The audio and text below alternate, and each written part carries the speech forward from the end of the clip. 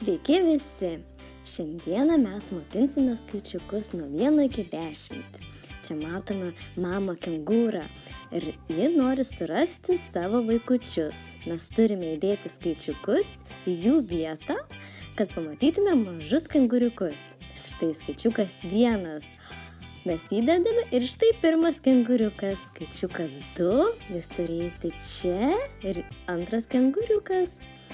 Skaičiukas 3, yra kišenė čia ir išlenda kengūriukas. Skaičiukas 4, išlenda dar vienas kengūriukas. Skaičiukas 5, jau 5 kengūriukai. Skaičiukas 6, turi būti čia. Skaičiukas 7 čia. O kur skaičiukas 8? Štai čia, 8 kengūriukai. Skaičiukas 9 bus šitoje kišenėje. Ir skaičiukas 10 šitoje kišenėje. 10 kengūriukų. Subscribe, jeigu jums patinka mano video. Ačiū!